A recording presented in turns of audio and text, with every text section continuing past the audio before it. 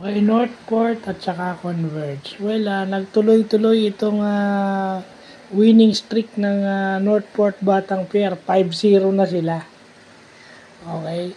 So, simple lang yun. No? Dahil doon sa kanilang import na si Jack, Kadim Jack.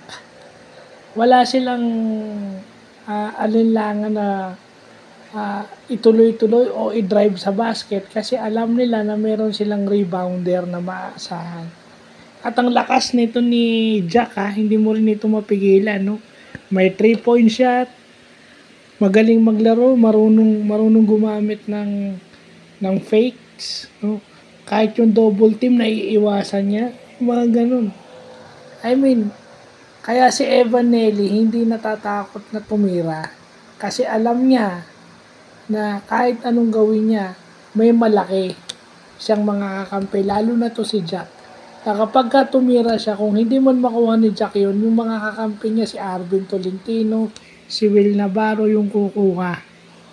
And factor din dito si Evanelli dahil yung mga kakampi niya sa Lasal, na kagaya ni Shani Winston, hindi ko lang alam kung naabutan niya si paglipat niya galing sa San Beda, hindi ko lang alam kung naabutan niya to si Balti. But definitely malaking tulong nun dahil kabisado niya yung laro ni Winston. No? Siya yung nagpalamang sa Northport. At saka, di lang yun. Kung si Calvin Oftana tumulong kay RSJ, ito naman si Joshua Monson yung tumulong do sa import. 30 points yung ginawa ni Joshua Monson. At isa pa sa game na to, kaya dumidikit yung Converge dahil maganda yung laro ni Jordan Heading. Lalo na nung fourth quarter. Well, Coach Tim, kung kay Boss Al Francis Chua at kay Coach Tim, kung magdadagdag kayo ng player sa Gilas, idagdag nyo to. Offensively and defensively, makakatulong to sa inyo. Yung off the triangle na pwede nyo i-extend yung range, you could use Jordan Heading. At kung pwedeng ibalik nyo si Arvin Tolentino sa pool, okay lang yun.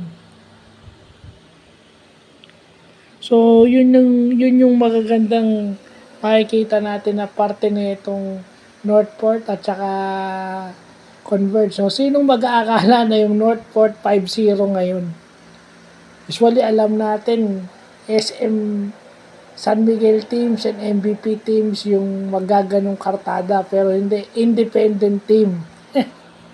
Pero ayoko nang mag-intriga kasi wala naman tayong ebidensya.